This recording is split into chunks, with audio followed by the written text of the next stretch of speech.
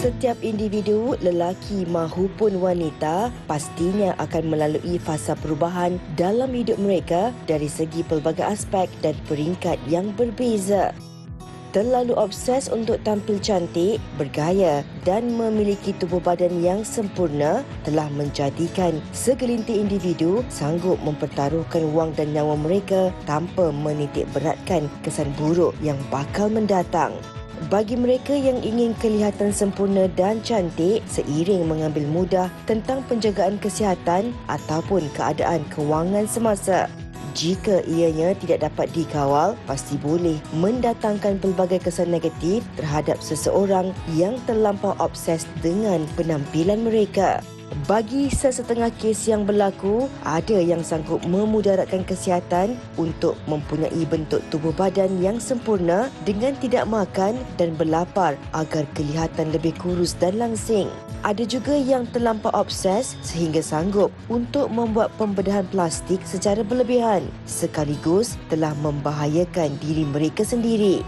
Bukan sahaja ianya boleh memudaratkan kesihatan fizikal, malahan ianya juga mampu memberi kesan terhadap kesihatan mental seseorang. Persoalannya, bagaimanakah sebenarnya cara yang betul untuk menangani sikap terlampau obses dalam menjaga penampilan?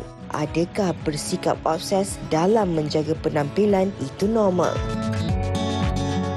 Normal ataupun tak kan, kalau kita terlalu fikirkan tentang penampilan kita ni, ya, ada dalam masa yang sama memang kena jaga, tapi yalah kena ada had-hadnya kan. Oleh itu hari ini kita nak tahu cara yang terbaik untuk menjaga penampilan kita.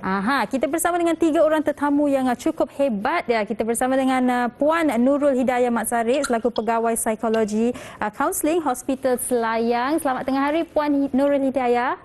Selamat tengah hari, Hawa dan juga Sugita. Boleh dengar suara saya? Boleh, jelas. Alright, alhamdulillah. Baik, kita juga bersama dengan Mami Didi Alias dan juga Zoe Rahman. Hai. Selamat tengah hari. Terima kasih kerana bersama kita hari ini ya. Okey, kita mulakan dengan Puan Hidayah dulu. Bila kita cakap tentang penampilan ni, memang sebagai manusia kita suka tengok yang kemas-kemas, kita suka tengok yang cantik-cantik saja. Tapi kita nak tahu tahap mana boleh kita katakan seseorang tu obses sangat dengan penampilan dia, Puan Hidayah? Okey, baik. Selamat tengah hari kepada semua wanita di luar sana. Okey, Hawa dan Sugita, terima kasih kerana sudi bersama dengan saya pada hari inilah. Okey, kalau berkata soal obses tentang kecantikan, semua orang akan cakap wanita lah lebih obses daripada lelaki kan. Macam tu kan. Okey, tetapi Zoe dah senyum dah. Okey, tapi sebenarnya bila bercakap tentang obses, kita katakan pada 2 komponen utama yang ada, iaitu obsesi melibatkan pemikiran individu dan juga kompulsif melibatkan tindakan mereka. Bermaksud bila obses terlampau banyak di pemikiran, dia boleh menyebabkan berlakunya tindakan yang kita kata tadilah asyik tengok cermin je, mula rasa risau tentang kecantikan. Jadi dari sudut psikologi, apabila berlaku gangguan ini, kita boleh katakan dia gangguan dismorfik badan ataupun kita sangat risau tentang penampilan diri kita. Di mana keadaan mental kita ini tidak boleh berhenti untuk berfikir tentang satu ataupun lebih daripada kecacatan penampilan. Padahal kalau orang lain tengok kita ni macam normal je, cantik je, tapi kita ni rasa macam aku tak okey lagi ni, tak cantik lagi ni. Macam tu. Jadi akhirnya kita akan kerap periksa cermin lah, berdandan berlebihan. Lepas tu selalu cari jaminan. Kadang-kadang berjam-jam dekat dalam sehari tu kita hanya fokus untuk cantik sahaja. Daripada situ. So dia akan menjejaskan kita punya sistem pemikiran kita. Akhirnya akan dapat stres, murung. Jadi macam tu lah. Jadi kalau nak tahu juga sebenarnya obses ini, Hawa dan Sugita dan yang lain, Mami serta Zoe juga, dia bukan menjejaskan wanita sahaja sebenarnya. Wanita dan lelaki juga. Dia berada dan dia akan lebih lazim berlaku di kalangan dewasa dan juga orang muda. Seperti kita semua yang sentiasa nak muda, betul tak Mami? Wow. Okey, memandangkan Puan Nurul Hidayah dah sebutlah, bukan sahaja wanita tetapi lelaki juga yang mengambil berat mengenai penampilan mereka. Kita tanya Zoe. Zoe, dalam sehari tu Zoe rasa berapa kali Zoe melihat diri dalam cermin Zoe? Saya rasa setiap minit tu nak cermin wow. besar. Tapi saya office ni memang ada cermin besar. Saya menjaga penampilan. Saya sebagai owner kosmetik dan juga selebriti, saya dah nampak okey setiap masa. Okey, apa yang buatkan Zoe rasa penting sangat ni untuk jaga penampilan? Adakah disebabkan kerjaya sebagai seorang selebriti ke bagaimana? Okay, kerja sebagai selebriti kita dah nampak okey, and then saya sebagai orang kosmetik. Lepas tu, kalau kita nampak okey, kita akan ada confident level. So orang tengok kita pun, betul lah dia ni orang kosmetik, betul lah ni artis yang nampak okey semua kan. So itulah pentingnya penampilan bagi saya. Okey.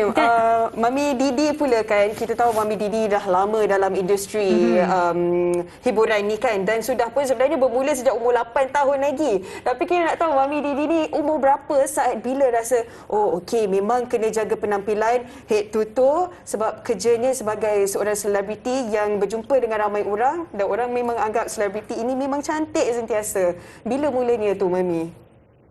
Sebenarnya daripada awal dulu lah.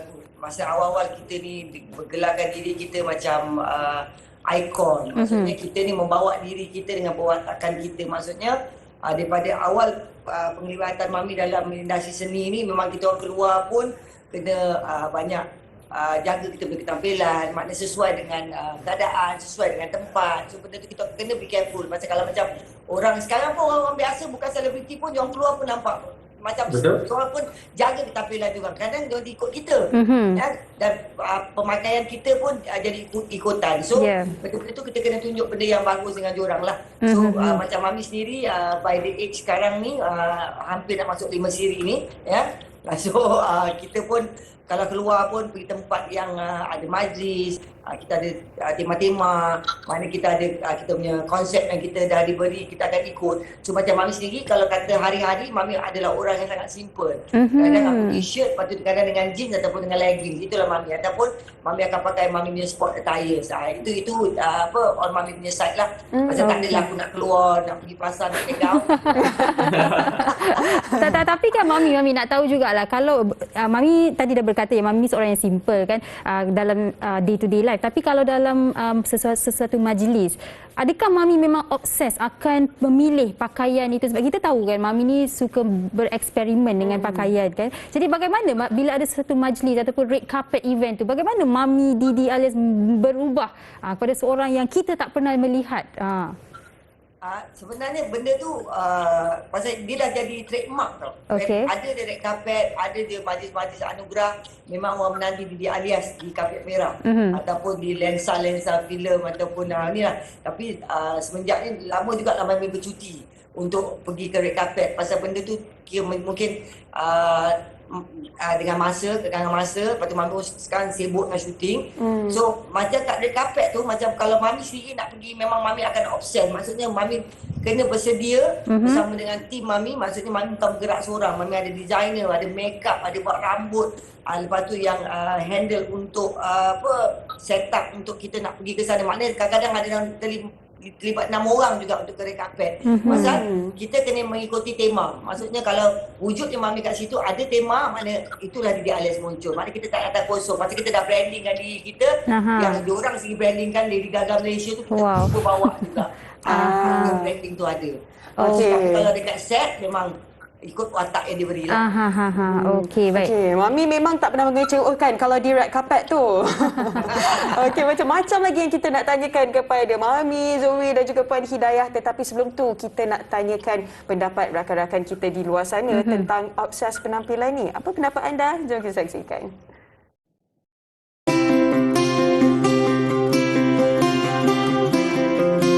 Pada pandangan saya berkenaan dengan orang obses penampilan, ia adalah perkara biasa ya. Jadi penampilan ni merupakan pembentukan seseorang individu untuk kelihatan cantik, menarik. Saya sendiri obses penampilan saya untuk memberi impak kepada kerjaya saya sendirilah. Seperti mana saya ni seorang peniaga online menjual pakaian.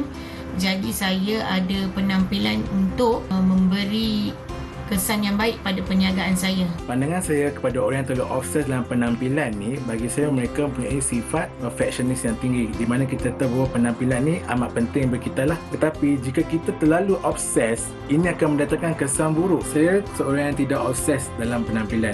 Bagi saya bersederhana itu penting dan kita juga perlu menerima diri kita sendiri. Bagi saya rapi, bersih dan berpakaian sesuai, tidak mencolok mata di khalayak ramai itu sudah cukup. Bila kita sebut tentang obses tentang penampilan ni dia sebenarnya melingkupi pelbagai aspek. Terpulang pada individu tu. Kalau individu rasa dia mampu, dia boleh, teruskan. Dia nak obses, teruskan. Yang itu hak individu. Kita sebagai kawan-kawan ke, sahabat ke, family ke, kita selagi kita tengok benda tu tak melarat, tak teruk, kita biar je lah. Saya secara peribadi, saya rasa saya tidak obses dengan penampilan ni lah. Saya lebih kepada pakai apa yang saya selesa, guna apa yang saya perlu. Sebagai contoh lah, saya kalau perlu, baru kita akan pakai makeup. Kalau kita ada event, ada majlis apa-apa yang sesuai, kerajaan ke apa ke, kita makeup. Kita pakai pakaian yang sesuai. Kalau dia mampu, dia boleh teruskanlah. Dan kalau ia tidak memudaratkan diri sendiri dan orang lain, teruskanlah ya. Dan tapi kita nak tanya kepada Puan Nurul Hidayah. Puan Nurul Hidayah, ada orang dia obses dengan penampilan, bukan setakat diri sendiri, juga pasangan mereka, seperti yang tadi kami dah kongsikan kan, satu kes di mana si suami telah memberikan lontarkan kata-kata kepada si isteri berkaitan dengan penampilan dirinya, membuat perbandingan isteri sendiri dengan wanita-wanita lain. Dalam situasi ini, mungkin saya tak pasti, dan mungkin si suami itu adalah obses dengan penampilan si isteri. Jadi bagaimana situasi ini boleh diharungi oleh pasangan itu, ataupun bagaimana boleh seseorang yang tidak menyukai penampilan pasangan mereka ataupun orang lain boleh menyuarakan pendapat mereka? Okey, betul kalau kita tengok tadi kan VT tu tiba-tiba tadi kita tengok macam kesian kan, ada nampak kawannya perhatikan dia duduk dekat tangga kan, lepas tu macam sedih lah. Lagi-lagi apabila kata-kata orang kata seperti perbandingan ataupun kata-kata ni dia cakap tu adalah daripada pasangan sendiri yang dicintai sepenuh hati. Jadi dia akan menyebabkan rasa sakit, rasa yang orang kata tidak keruan disebabkan oleh peristiwa tersebut. Okey, berbalik kepada soal si suami tadi kan yang membandingkan isteri tu dengan orang lain. Contohnya kan masa mula-mula kau kahwin dulu, kau rasa dia semua paling cantik contohnya.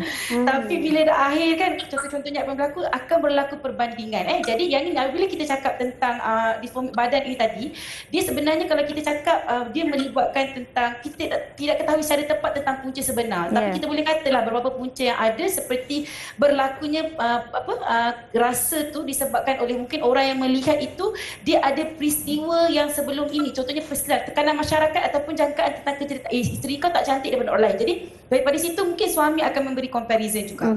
Persekitaran mereka, mungkin pengalaman hidup suami dulu, mungkin katakan dia pernah mengalami contohnya diejek disebabkan tidak cantik ke, ataupun ada family yang tidak lawa ke, ataupun apa-apa, jadi dia boleh memberikan tekanan juga menyebabkan dia melakukan tindakan sedemikian.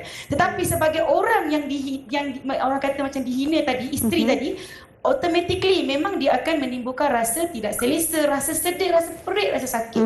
Dan akhirnya dia sendiri boleh mengambil tindakan yang di luar jangka. Mungkin juga boleh pergi kepada tindakan untuk membunuh diri disebabkan kemurungan dan sebagainya. Ini memang kita semua pun rasa juga. Jadi kalau kita kata begitu, sememangnya kalau kita melihat bagaimana cara untuk kita membantu ataupun menilai orang begini, ataupun kata-kata yang sebaiknya untuk kita beri kepada orang-orang yang begini, saya boleh bagi 3 teknik yang sangat mudah, iaitu 3S dan 3D. Apa itu dia kata 3S dan 3D? 3D ini dia kata yang pertama, dengar. Apabila kita nampak kawan ni, bagus tadi kawan yang tolong ambilkan video, bermaksud dia concern kepada kawan dia yang mengalami isu itu, yang mengalami tekanan perasaan itu. Jadi kita D yang pertama, dengar perasaan, dengar pemikiran individu-individu yang telah dihina ini, ataupun telah orang kata macam rasa down lah disebabkan oleh pasangan berkata begitu. Dengar mereka. Kemudian dia yang kedua, dorong mereka untuk mereka berkongsi ketakutan, rasa keperitan mereka, pengalaman mereka, kekangan yang dialami, terutamanya apabila mereka menerima kata-kata yang tidak positif daripada pasangan sendiri. Dan dia yang terakhir, doa. Bantu mereka bersama-sama untuk saling mendoakan. Buat skrip doa yang positif bersama mereka untuk meningkatkan motivasi mereka bahawa walaupun suami you, pasangan pasangan yang dicintai cakap begitu, you kena faham dan dia kena percaya tentang diri sendiri. Bagaimana cara untuk mendapatkan positif diri supaya nantilah last, siaplah suami ni, saya tunjuk balik saya cantik, kau datanglah balik dekat aku. Contohnya begitu. Jadi kita bantu dengan 3D ini. Kemudian 3S itu senyum. Senyum S yang pertama, senyum. Berikan kasih sayang kita kepada orang-orang yang mengalami isu sebegini melalui senyuman. Bila kita senyum, sometimes dia tak rasa diri dia sangat teruk. Bila orang yang terkena hina ni, Hawa dengan Sugita, dia akan rasa macam teruknya sepanjang saya ni orang yang paling tak, jadi dia akan rasa sangat down. Jadi bila kita senyum, kadang-kadang dia memberikan satu aura yang baik walaupun seketika. S yang kedua, sokong, galakkan mereka untuk menukar pemikiran negatif mereka kepada pemikiran yang lebih positif. Selalu cakap, tak apa kalau suami you cakap benda macam ni, you kena bangkit untuk buktikan. Bawa ke berbincang dengan suami. Keluarkan balik nota-nota cinta dulu-dulu supaya suami ingat balik kenangan dengan kita. Jangan semata je. Macam tu.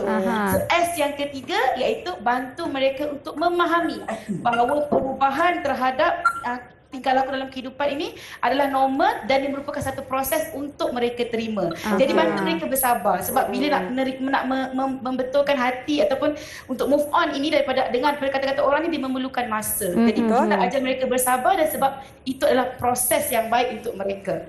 Jadi saya kira 3D dengan 3S ini sebagai kawan yang baik, sebagai individu yang cakna kepada individu sekeliling. Inilah cara ataupun apa yang boleh kita bantu kepada mereka yang mengalami tersebut. Dan kepada pasangan yang selalu memberi comparison kepada pasangan yang lain, ketahuilah bahawa anda juga mungkin boleh menjadi orang yang di-compare. Jadi kurangkanlah kontroversi, tingkatkan prestasi. Saya berdiri sendiri. Okey. 3S, 3D itu tip. Okey, kita dah belajar pun cara-cara untuk orang terdekat ni bantu orang lain untuk tingkatkan mereka punya keyakinan tu kan. Tapi nak tanya juga kepada Mami Didi, sebagai seorang ibu membesarkan anak-anak, untuk kelihatan cantik, menarik sentiasa tu pastinya mencabar sekali. Kadang-kadang kan Sugi perasan tak, bila hari yang kita tak bersiap lah jumpa macam-macam orang, jumpa kawan-kawan office lah apa, bila bersiap tak ada jumpa siapa-siapa pun. Oleh itu kita tanyalah Mami Didi, macam mana untuk kekal menarik sepanjang masa, bekerja ataupun tidak. Macam mana tu Mami? Dia sebenarnya dia senang aja lah. Macam contoh tadi yang awal tu, Puan Nurul cakap pasal yang video tu kan, yang dia stres tu. Tak payah nak stres. Kalau laki kau cakap kau tak cantik, kau minta dia duit. Kau cantik kan kau. Senang kan. So macam Mami sendiri, kita macam Mami tak adalah beria-ia dengan produk kecantikan yang macam kau nak kena beli barang sebulan beribu-ribu, tak. Macam Mami pasal aku ni happy go lucky, aku senyum je hidup aku. Aku suka apa yang aku buat ni, macam kita tak ada nak sibuk pasal orang, kita tak ada sibuk pasal nak cakap pasal orang. Maknanya kita ni macam orang nak cakap pasal kita, nak kecam ke nak apa, kau buat je lah. Yang penting aku senyum. Dan kita, apa yang kita buat dalam hidup kita, diri kita kena sentiasa ikhlas. Itu kunci Mami lah. Kalau kata tak keluar pun tak bermakeup pun, still aku nampak macam umur 18. Muka confident. Itu diri Mami lah. Kadang orang tak boleh nak pergi juga, kadang-kadang makeup. Dan tak pasal kita macam Mami ni, kalau tak ada syuting, tak ada event, tak ada apa, Mami memang kalau boleh Mami tak nak makeup pasal nak rehatkan muka. Betul. Kadang-kadang hari-hari makeup pun muka kita rosak, tahu. Kita ni pakar dia. Pakar tentang kecantikan. Kita hari-hari makeup pun tak boleh juga. Mana kita kena ada masa untuk merehatkan muka kita. Kita kena rest. Kalau kata kalau macam Mami, sekarang ni memang ada 1 bulan dia akan berada di Langkawi. Dengan panasnya, dengan hujannya, dengan apa kat sini, muka tu kejap akan kering, kejap akan lembab, kejap kering, kejap lembab. So lepas tu kita kena call break dulu untuk macam Mami sendiri. Dan masa tu kita sendiri yang setting sebagai seorang wanita lah. Kita sendiri jaga. Kadang-kadang muka kalau feeling ada macam orang gaji pun ada aku. Aduh. Tapi saya setujulah, senyuman itu adalah aksesori yang kita ada yang tidak ternilai harganya kan. Kita boleh bawanya sentiasa. Kalau tak rasa macam tak nak senyum pun, macam Puan Nurul Hidayah katakan tadi, kita cubalah senyuman tu berikan mungkin 30 saat kita senyum, rasalah happy sekejap itu. Kalau kalau you tak senyum, maknanya cepat tua. You kena stress.